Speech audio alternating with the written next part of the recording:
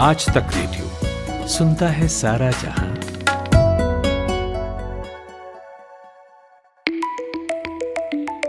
साल 2017 की बात है। ऑस्ट्रेलिया की एक सांसद ने पूरी दुनिया में सुर्खियां बटोरी थी। ग्रीन पार्टी की सांसद थी लारिसा वॉटर्स। उन्होंने संसद के भीतर ही वोटिंग के दौरान अपनी 2 महीने की बेटी को ब्रेस्ट फीडिंग कराया, यानी स्तनपान कराया।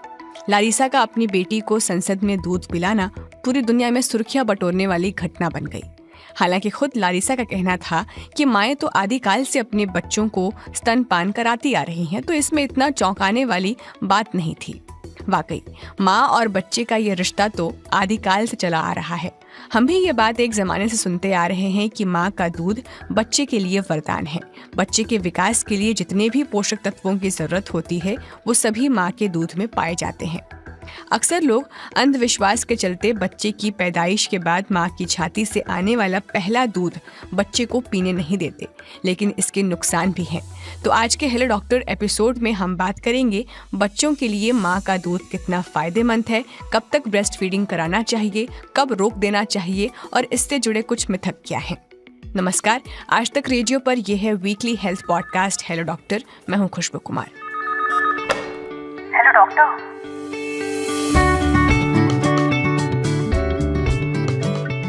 ब्रेस्ट फीडिंग कितना ज़रूरी है, इसके लिए वर्ल्ड ब्रेस्ट फीडिंग वीक भी हर साल 1 से 7 अगस्त के बीच मनाया जाता है। इसकी शुरुआत 1992 से हुई थी और इसमें ये माना गया कि स्तनपान कराना बच्चे और माँ दोनों के लिए एक ज़रूरी प्रक्रिया का हिस्सा है। इस दूध में शिशु के विकास से जुड़े अहम तत्व मौजूद हैं।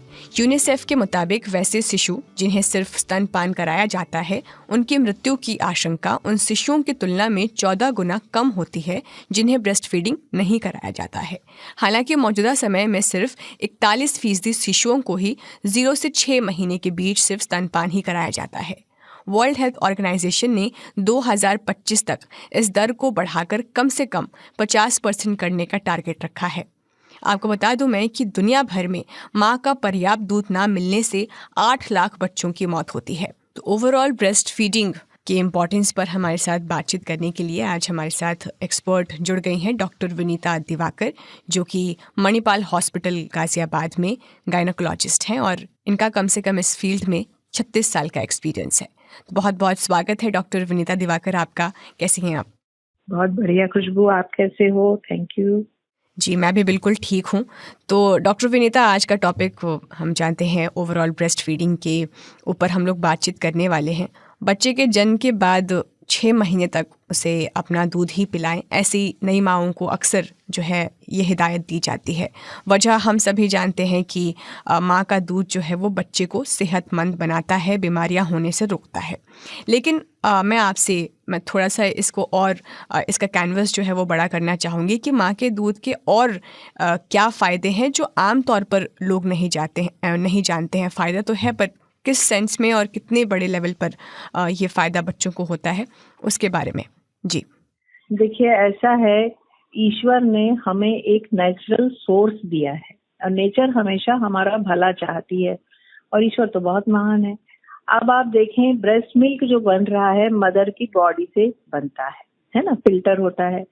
वो मैक्रोन्यूट्रिएंट्स, जैसे आप प्रोटीन की बात करें, फैट की बात करें, कार्बोहाइड्रेट की बात करें, माइक्रोन्यूट्रिएंट्स जैसे विटामिन्स की बात करें, ये सब फिल्टर होके ब्रेस्ट मिल्क में आता है और आप कहिए एक रेडीमेड मील बेबी तक पहुंचता है, बॉडी टेम्परेचर पर पहुंचता है। स्टेरिलिटी या सफाई की कोई दिक्कत ही नहीं है, बिल्कुल हाइजीनिक है।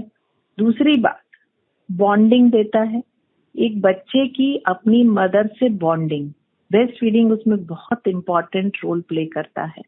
बॉन्डिंग होने से बच्चे को मेंटल सिक्योरिटी आती है, सेफ फील करता है और ऐसे बच्चे अपनी जिंदगी में, एक सोसाइटी में एडजस्ट होने में, अपने वर्क प्लेस में एडजस्ट होने में ज्यादा कामयाब होते हैं उन बच्चों के कंपैरिजन में जो ब्रेस्ट फीड नहीं करते हैं। ईक्यू की यदि हम बात करें, आप मेरी बात मानेंगी खुशबू, आज के जमाने में एक पर्सनालिटी के लिए आईक्यू के साथ साथ ईक्यू, इमोशनल कोशेंट होना बहुत जरूरी है और वो इमोशनल कोशेंट डेवलप होने की बिगनिंग होती है ब्रेस्ट फीडिंग के साथ में। तो आप देखें, मैं तो सोचती हूँ ब्रेस्ट फीड एक सर्वगुण संपन्न मील है जो बेबी को एक मदर दे सकती है। जी, और जब भी ब्रेस्ट फीडिंग की बात होती है तो अक्सर ये भी सुनने को मिलता है कि जन्म के पहले घंटे में जो माँ का गाढ़ा पीला दूध होता है वो बच्चों को ज़रूर पिलाना चाहिए। लेकिन इससे जुड़े कई जो मिथ्स हैं वो हैं जिसकी वजह से लोग इसे बुरा मानते हैं कि ये शायद अच्छा नहीं होता, इसलिए वो बच्चों को नहीं पिलाते हैं। तो आपसे मतलब मैं ये जानना चाहती हूँ कि क्यों जन्म के पहले कुछ घंटे में माँ का दूध पिलाना जो है वो ज़रूरी है।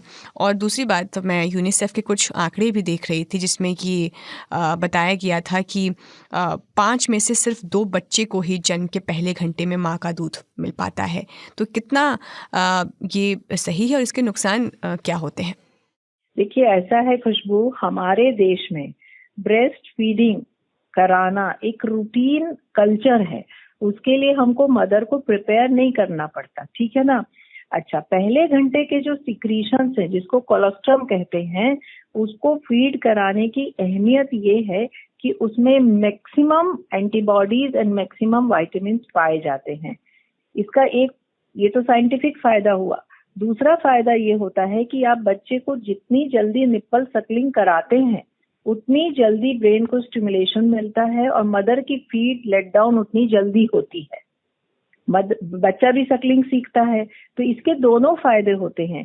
इसका बेसिक प्रॉब्लम यहाँ आता है कि एक मिथ होता है कि ये शायद अच्छा नहीं है, ये येलो कलर का है, ये अच्छा नहीं है, अवेयरनेस नहीं होती है। तो हम लोग उसको काउंटर करने के लिए एंटीनेटल पीरियड में जब मदर्स हमारे पास में आती हैं तो हम उनको वहां से प्रिपेयर करना शुरू करते हैं।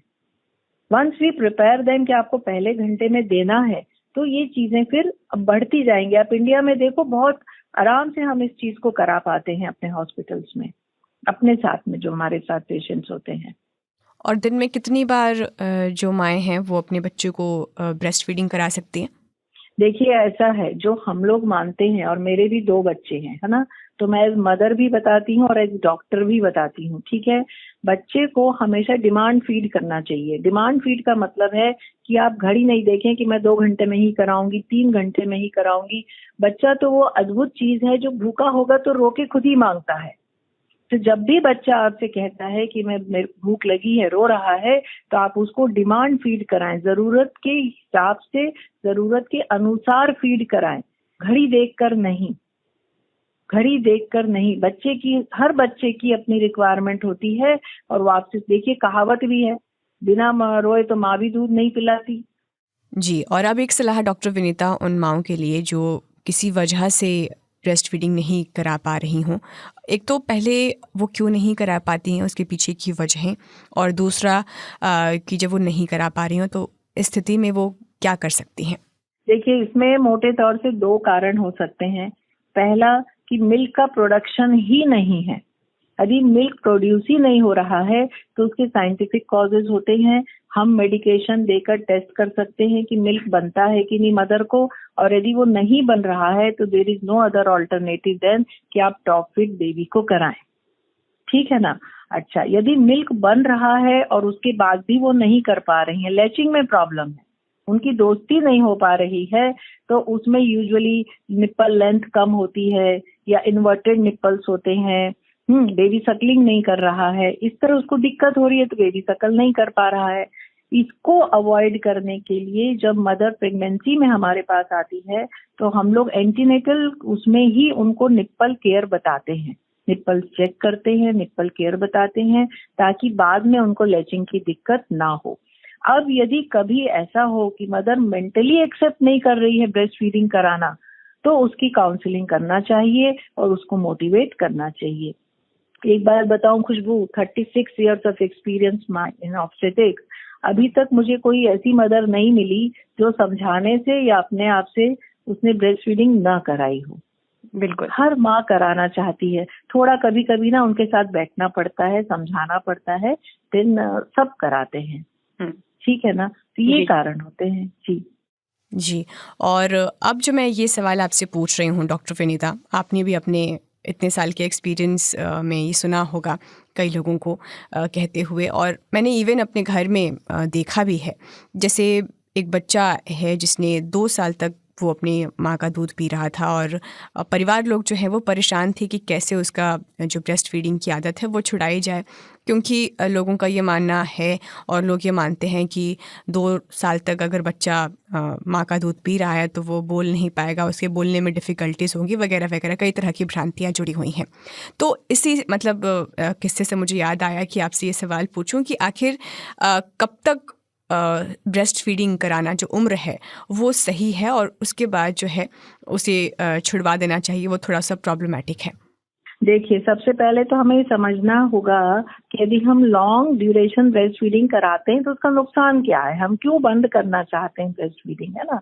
अब आप दोनों परिप्रेक्ष्य से देखिए, यदि बेबी बहुत समय तक ब्रेस्ट फीड करता है तो जब तक वो ब्रेस्ट फीड कर रहा है वो और कुछ खाना नहीं चाहता, अपनी माँ की गोद का जो सुख है वो उसको छोड़ना नहीं चाहता, तो ऊपर से जो टॉप आप खिलाना चाहोगे वो उसको नहीं खाता, ना एक्सेप्ट करता है, ठीक है ना। वो एक तसल्ली के लिए ब्रेस्ट फीडिंग करता ही रहता है। दूसरी बात, एक सीमा के बाद, एक एज के बाद बच्चे की डिमांड्स बढ़ती हैं, तो ग्रोइंग बॉडी है और वो मदर से सब ड्रेन कर रहा होता है। मदर्स तब तक कोई सपोर्ट लेना बंद कर देती हैं, सप्लीमेंटेशन लेना बंद कर देती हैं, तो धीरे धीरे उनकी इनर वीकनेस बढ़ती चली जाती है, ठीक है। इसलिए एक एप्रोप्रिएट टाइम है जिस पर आपको ब्रेस्ट फीडिंग कराना चाहिए, ब्रेस्ट फीड छुड़ाना चाहिए, जो कि 9 महीने से 12 महीने का एक ड्यूरेशन माना जाता है, ठीक है। अच्छा, उसके बाद आप फीड कराती हैं तो उसका एक डिसएडवांटेज और भी है, बच्चे का ना दांत आने लगते हैं, तो जब वो फीड कर रहा होता है तो जो उसके ऊपर के दांत हैं वो सब बाहर की ओर आ जाते हैं, तो आप उसका डेंचर का शेप बिगाड़ देते हैं बेबी का, ठीक है। ये कॉस्मेटिक रीजन है, ठीक है। अच्छा, फिर वीनिंग के लिए आप क्या करें, आप कुछ भी कर लो, मिर्ची लगा लो, लोग तरह तरह के उपाय करते हैं, लेकिन जो सबसे कामयाब मैंने देखा और सीखा है कि जब भी आप वीनिंग कराना चाहते हैं थोड़ी हिम्मत रखें, 2 दिन के लिए बच्चे को मदर के पास ना सुलाएं, उसके रोने से घबराएं नहीं। तीसरे दिन जब बच्चा मदर के पास आता है ना तो वो मांगता ही नहीं। ठीक है, और अगर ज़बरदस्ती बच्चे को ब्रेस्ट फीडिंग छुड़वा रहे हैं तो क्या उसके भी नुकसान होंगे? नहीं, उससे बच्चे को कोई मेंटल हैरासमेंट या फिजिकल टॉर्चर नहीं होता है, बल्कि वो और दूसरी चीजों को खाएगा। भूखा कोई बच्चा नहीं रहता है, कोई बच्चा भूखा नहीं रहेगा और उसका कोई नुकसान बच्चे को नहीं होगा, बिल्कुल नहीं होगा। ये हमें अपने मन से शक निकालना पड़ेगा। ठीक है, तो ये तो हमने मतलब अब तक जो बातचीत हुई हमारी बच्चों के लिहाज से हुई कि बच्चों के लिए कैसे जो ब्रेस्ट फीडिंग है वो ज़रूरी है, लेकिन माँ के लिहाज से भी अगर हम देखें डॉक्टर विनीता, तो कैसे ब्रेस्ट फीडिंग माँ के लिए फ़ायदेमंद है, कितना फ़ायदेमंद है? माँ के लिए यदि हम बात करते हैं तो एक तो हम इमीडिएट इफेक्ट्स की बात करते हैं, जो मदर ब्रेस्ट फीड कराती हैं उनकी भी अपने बच्चों से बॉन्डिंग अच्छी होती है, ठीक है ना। दूसरा, यदि हम लॉन्ग टर्म बात करते हैं, जो मदर ब्रेस्ट फीड कराती हैं उनको फ्यूचर में ब्रेस्ट रिलेटेड प्रॉब्लम्स कम होती हैं। अब ब्रेस्ट रिलेटेड प्रॉब्लम्स में आता है पेनफुल ब्रेस्ट में दर्द होना, जिसका साइंटिफिक वर्ड फाइब्रोएडिनोसिस के नाम से माना जाता है, जिसमें बस पेनफुल ब्रेस्ट हो जाती है, वो कम होता है। ब्रेस्ट में रसौली बन जाती है जिसको हम फाइब्रोएडिनोमा कहते हैं, वो उसका इंसिडेंस कम होता है। तीसरा, कैंसर से तो सब अवेयर हैं, इन केसेस में ब्रेस्ट कैंसर का इंसिडेंस कम होता है। यदि हम इसको पलट के देखें, आजकल सब 1 बच्चे करते हैं, 1 या 2 करते हैं, 2 करते हैं तो उसके बीच में मोर देन 5 इयर्स का गैप करते हैं। तो आप देखिए, जब हम 40 to 45 इयर्स की विमेन उठा के देखते हैं, उसमें fibroids, fibroadenoma, fibroadenosis, breast cancer का इंसिडेंस कितना राइज कर रहा है। आप तो रिपोर्टर हो, आप देखते होंगे ये चीजें, ठीक है ना। तो ब्रेस्ट फीडिंग उसको प्रिवेंट करने का एक माध्यम है, इसलिए हमको हर लेडी को मोटिवेट करना चाहिए कि वो ब्रेस्ट फीडिंग जरूर कराए। और अगर आप ब्रेस्ट फीडिंग कर रही हों, लेकिन किन सिचुएशन में आपको ब्रेस्ट फीडिंग उस वक्त इग्नोर करना चाहिए? जैसे कि हम सुनते हैं कि माँ को बुखार है या उनकी तबीयत ख़राब है, तो ब्रेस्ट फीडिंग नहीं कराना चाहिए। तो ऐसे कैसे कौन से सिचुएशंस हैं जिसमें ब्रेस्ट फीडिंग को थोड़ा सा साइड में रखना चाहिए बच्चे की सेहत के लिहाज से? देखिए, जहां तक ब्रेस्ट फीडिंग की बात होती है, जब तक मदर की कोई भी बीमारी ब्रेस्ट के थ्रू मिल्क में फिल्टर होके बच्चे को नहीं जा सकती, तब तक मना नहीं किया जाता है। डॉक्टर की तरफ से मना नहीं किया जाता है। एक सिंपल सा उदाहरण ट्यूबरक्लोसिस का लीजिए। बहुत टैबू है ये कि ट्यूबरक्लोसिस है तो फीड नहीं कराना, लेकिन यदि ओपन ट्यूबरक्लोसिस होता है तभी मना करते हैं, क्योंकि दोनों को पास में नहीं आने देना है। कोविड का रीसेंट एग्जाम्पल लीजिए। कोविड में जब मरीज डिलीवर होती थी तो उनको ये था कि आप मास्क लगा के with all precautions you can feed your baby, because Covid virus doesn't get filtered in breast milk. आप उसको ओपन एयर से इन्फेक्ट कर सकते हो बेबी को, ठीक है ना। तो ये एक कॉन्सेप्ट डॉक्टर लेकर चलता है। जहां तक फीवर की बात है कि मदर को फीवर है तो फीड कराना चाहिए कि नहीं, तो उसमें एक चीज होती है कि यदि बहुत हाई ग्रेड फीवर है, 102, 103 है, तो नॉर्मल बॉडी टेम्परेचर से ज्यादा हो जाएगा मिल्क का टेम्परेचर भी। तो यूजुअली ये सजेस्ट किया जाता है कि आप पैरासीटामोल लो, आपका बॉडी टेम्परेचर नॉर्मल आता है तब आप फीड करा दो, लेकिन नहीं कराओ ऐसा नहीं है। ठीक है।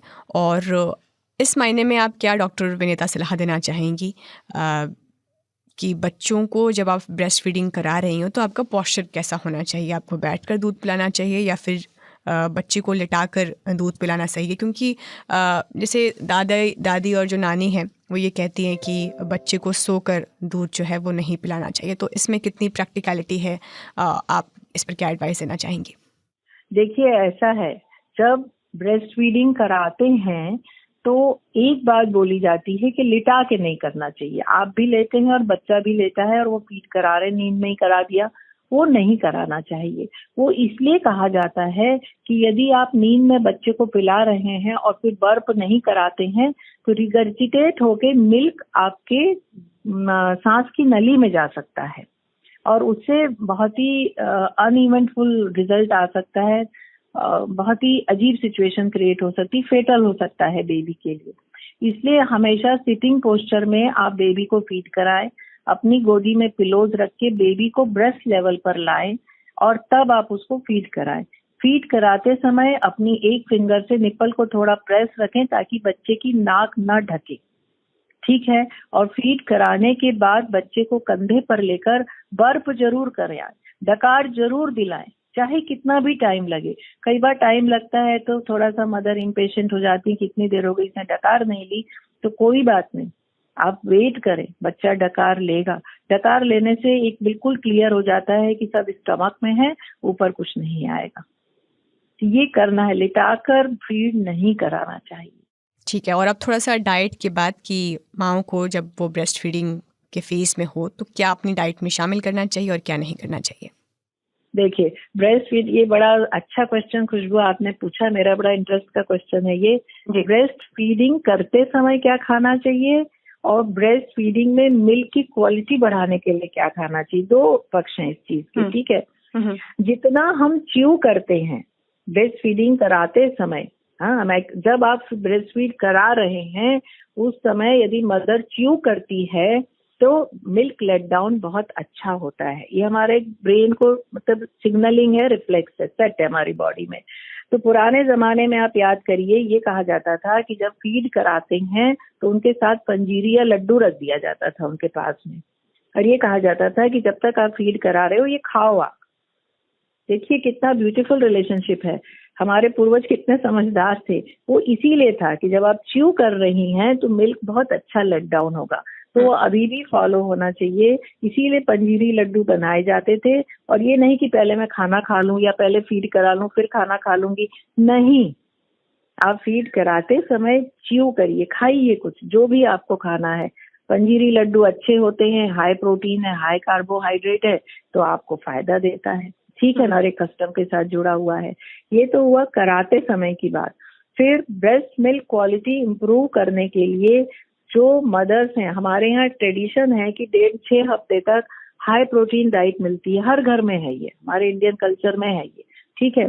बाकी सप्लीमेंट्स जो आपको दिए जाते हैं, जो आपके डॉक्टर ने दिए हैं, वो आपके रिपोर्ट्स के बेसिस पर कैलकुलेट करके आपको आयरन, कैल्शियम, विटामिन D3 सब कुछ, प्रोटीन पाउडर आपको देते हैं, वो आप लेती हैं। साथ में डाइट में आप प्रोटीन अच्छा लीजिए, कार्बोहाइड्रेट जरूरत के हिसाब से लीजिए, और फ्रेश चीजें लीजिए, आपका ब्रेस्ट मिल्क क्वालिटी अपने आप इम्प्रूव होगा, वो सब कुछ ड्रेन करेगा। और बच्चे को एक कहना चाहिए बहुत ही बैलेंस्ड मील मिलता रहेगा। और बच्चे को ब्रेस्ट फीडिंग कराने के लिए आजकल ब्रेस्ट पंप का भी ट्रेंड बहुत है, तो आपसे ये सवाल मेरा कि ये आफत है या फिर राहत है? देखिए, यदि बिना इंडिकेशन यूज करेंगे तो आफत है, और इंडिकेशन में यूज करेंगे तो राहत है। ठीक है, तो वो क्या इंडिकेशन होनी चाहिए? हाँ, घड़ी है, टाइम देख लो या बम बना लो। ठीक है। हाँ। ऐसे ही जो ब्रेस्ट पंप है उसके साथ एक बहुत बड़ा मिथ क्या है कि आपको मिल्क नहीं आ रहा है तो आप पंप से खींच के निकाल लेंगे और आप पिला देंगे।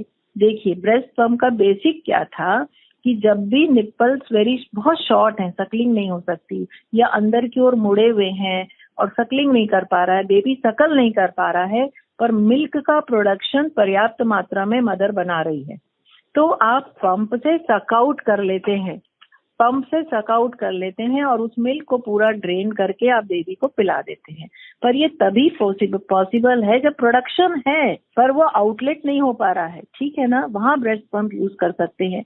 अब ये लोग क्या करते हैं कि प्रोडक्शन ही नहीं है, मिल्क नहीं बन रहा है, और आप पंप से सक्शन क्रिएट करके इवैक्यूएट करना चाहते हैं तो कुछ आएगा ही नहीं। जब प्रोडक्शन नहीं है तो आएगा क्या?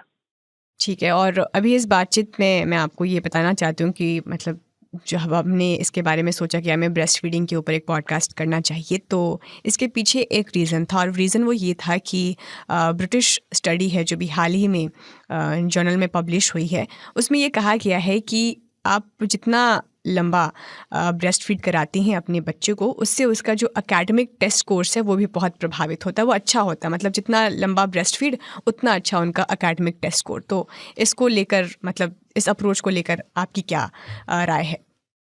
देखो, ऐसा है, यदि मैं अपने देश को अपनी नजरों से देखूं, जो कि मुझे देखना चाहिए, ठीक है जी, तो एकेडमिक स्कोर्स के लिए केवल ब्रेस्ट फीडिंग एक पार्ट है, एक कंपोनेंट है, एक कंपोनेंट है। ठीक है, जी, अदर कंपोनेंट्स भी हमें कंसीडर करना पड़ेगा कि हमारी इंडियन फैमिलीज में बच्चे को हम बहुत ज्यादा मेंटली सिक्योर करते हैं, इन द सेंस हम छोटे बच्चे को कभी अलग नहीं सुलाते।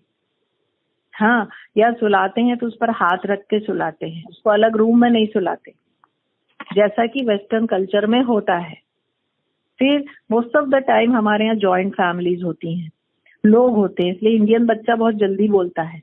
जी, ठीक है। अच्छा, घर में भी ये व्यवस्था की जाती है कि बच्चा फैमिली मेंबर के साथ रहे, आप अपने सपोर्ट सिस्टम को ढूंढते हैं और बच्चा फैमिली वालों के साथ ही रहता है। ठीक है ना, ये सब चीजें भी उसके एकेडमिक स्कोरिंग के लिए बहुत जरूरी होती हैं, क्योंकि ये उसको मेंटल सिक्योरिटी देती हैं। हमारे यहाँ टॉयलेट ट्रेनिंग एट बर्थ शुरू करा देते हैं हमारे बड़े घर के।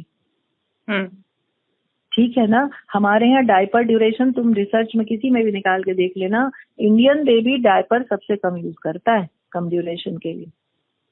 जी, and toilet training is directly related with the mental security. मैं इस वर्ड को बार बार इसलिए बोल रही हूँ क्योंकि कुछ भी होने के लिए, कोई सा भी IQ डेवलप करो या EQ डेवलप करो या कोई स्कोर के लिए, बच्चे का सिक्योर होना मेंटली बहुत जरूरी है। कुछ भी जी, और चलते चलते डॉक्टर विनीता, आखिर में आप ब्रेस्ट फीडिंग से जुड़े कुछ मिथ्स के बारे में बता दीजिए, ताकि लोग अगर ये कहीं सुनते हों तो ये पॉडकास्ट सुनकर एटलीस्ट वो अवेयर हों कि ये बातें गलत हैं।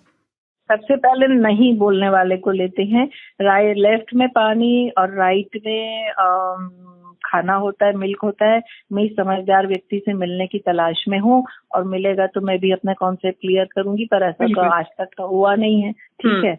अच्छा, जहाँ तक पेन का बात है, जब आप ब्रेस्ट फीड कराते हैं तो पेन होता है, इलेक्ट्रिक करंट के समान होता है। ठीक है, तो उसमें कोई घबराने की बात नहीं है। जब डक्ट्स में से मिल्क लेट डाउन होगा तो वो फील आता है, इसीलिए ये कहा जाता है, तुम माँ के अपन बोलते हैं ना, मैंने 9 महीने तुम्हें दूध पिलाया है। ठीक है, तो उस पेन को एज नॉर्मल परसीव करना चाहिए, उसके लिए अलग से कुछ करने की जरूरत नहीं है, नहीं वो आपका कोई नुकसान कर रहा है। ठीक है। अच्छा, जहाँ तक निप्पल केयर एंड क्लीनिंग की बात है, ये बात हम प्रेगनेंसी ड्यूरेशन से सिखाते हैं, और फीडिंग करते समय हर फीड के बाद निप्पल वाइप से या वेट कॉटन से निप्पल क्लीन करना है, और उस पर निप्पल केयर बटर या जो भी लोशन बटर आपके पास हो वो लगाना है, ताकि सकलिंग के बाद जो हल्का सा मिल्क रह गया है निप्पल पे वो ड्राई ना हो, उसको आप पोंछ दें। जो लोग ये नहीं करते हैं, ये मिल्क ड्राई होके वहाँ चिपक जाता है और बच्चा जब अगली बार सकलिंग करता है तो बहुत स्ट्रॉन्ग वैक्यूम क्रिएट करता है खुशबू वो अपने आप, ठीक है। तो उसमें ये ड्राई लेयर खिंचती है और अपने साथ निप्पल की सॉफ्ट स्किन को उधेड़ देती है। तो निप्पल क्रैक्स होते हैं जो डिलीवरी के बाद आपने सुना होगा, जो कि बहुत पेनफुल होते हैं, ठीक है ना। तो वो अवॉइड करने के लिए डे 1 से आपको ये चीज करना चाहिए, तो ये दिक्कत नहीं आएगी। निप्पल वाइप्स भी आते हैं, नहीं तो आप वेट कॉटन बॉयल करके उससे भी क्लीन कर सकती हैं, कोई दिक्कत नहीं है, तो करना चाहिए। बहुत बहुत शुक्रिया डॉक्टर विनीता, हमसे बातचीत करने के लिए। बहुत डिटेल में आपने सारी चीज़ें जो है वो बता दी हैं और उम्मीद करती हूँ कि जो माई इस सवाल से जूझ रही हैं कि ब्रेस्ट फीडिंग में कैसे अपने आप को केयर करें, बच्चों को कब पिलाना चाहिए, कब ये नहीं पिलाना चाहिए, इसके क्या फ़ायदे हैं, उन्हें इसके जवाब मिले होंगे। Thank you so much doctor Vinita. Thanks Khushboo. Okay, तो ये था हमारा आज का हेलो डॉक्टर पॉडकास्ट। आपको ये एपिसोड कैसा लगा आप हमें मेल करके बता सकते हैं radio@aajtak.com पर। आपसे अगले हफ्ते होगी मुलाकात, तब तक के लिए नमस्कार।